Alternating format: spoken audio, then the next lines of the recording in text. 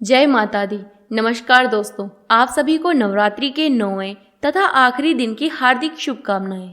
नवरात्रि के 9वें दिन दुर्गा माँ का 9वां स्वरूप माता सिद्धिदात्री की पूजा की जाती है।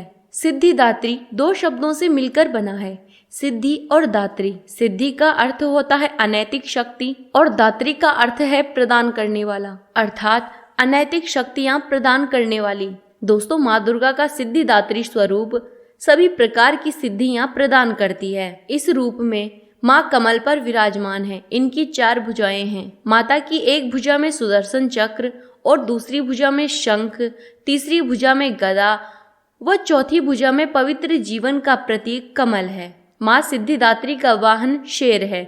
सिद्धिदात्री सभी प्रकार की अज्ञानता को दूर करती है। मार्कंडेय पुराण के अनुसार सिद्धिदात्री की पूजा करने से महिमा, अणिमा, गरिमा, लखीमा, प्राप्ति, प्रकाम्या, वशीत्व और ईशित्व नामक 8 प्रकार की सिद्धियां प्राप्त होती है तथा आलस्य, असंतोष, द्वेष, पेशा आदि सभी प्रकार की बुराइयों का नाश होता है। पौराणिक कथा के अनुसार भगवान शिव ने सिद्धिदात्री की पूजा करके सभी प्रकार की सिद्धियों को प्राप्त किया था और फिर भगवान शिव का आधा शरीर नारी का हो गया था, इसीलिए उन्हें अर्धनारेश्वर के नाम से भी जाना जाता है। दोस्तों, जब ब्रह्मांड पूरी तरह से अंधेरे से भरा हुआ एक विशाल शून्य था, तब उस अंधकार से भरे हुए ब्रह्मांड में ऊर्जा का एक छोटा सा गोला प्रकट हुआ। देखते ही देखते उस गोले का प्रकाश धीरे धीरे चारों ओर फैल गया और फिर उस गोले ने धीरे धीरे एक नारी के रूप में आकार लिया। वह नारी माँ देवी महाशक्ति थी। सर्वोच्च देवी ने प्रकट होकर त्रिदेवों को जन्म दिया। तब ब्रह्मा, विष्णु और महादेव प्रकट हुए। तब देवी ने ब्रह्मा, विष्णु और भगवान शिव को सृष्टि को चलाने के लिए तथा अपने अपने कर्तव्य निभाने के लिए आत्मचिंतन करने के लिए कहा। देवी के कहे अनुसार त्रिदेव आत्मचिंतन करने के लिए महासागर के किनारे बैठ गए और कई वर्षों तक तपस्या की। उनकी तपस्या से प्रसन्न होकर देवी माँ सिद्धिदात्री के रूप में प्रकट हुई। फिर माँ सिद्धिदात्री ने ब्रह्मा जी को सरस्वती, विष्णु जी को लक्ष्मी और भगवान शिव को आदि शक्ति प्रदान की।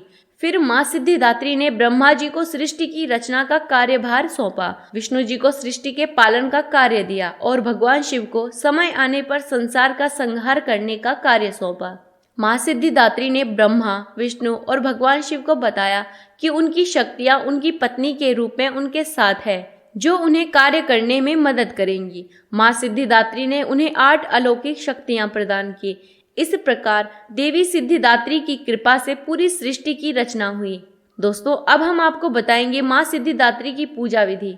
माँ सिद्धिदात्री की पूजा करने के लिए हमें 9 प्रकार के फूल माता को अर्पित करने चाहिए। माँ के प्रसाद का कोई नियम नहीं है। जो भी प्रसाद आप नवमी के दिन अपने कुल रीति के अनुसार बनाते हैं, उसी प्रसाद का भोग आप माँ सिद्धिदात्री को लगाएं। इस दिन आप माता को नींबू की माला बनाकर पहनाएं और पूजा के स्थान में रखे हुए कलश पर कुमकुम और चावल से तिलक लगाएं। दोस्तों, माँ सिद्धिदात्री के अंदर सभी देवियां समाहित होती हैं। दोस्तों, यह थी माँ सिद्धिदात्री की पावन कथा और हमारे साथ बने रहे। हम फिर से लेकर आएंगे आपके लिए ऐसी ही रहस्यमयी कथाएं। साथ ही साथ हमारे चैनल को सब्सक्राइब भी करें और कमेंट में जय माता दी लिखना ना भूलें। धन्यवाद।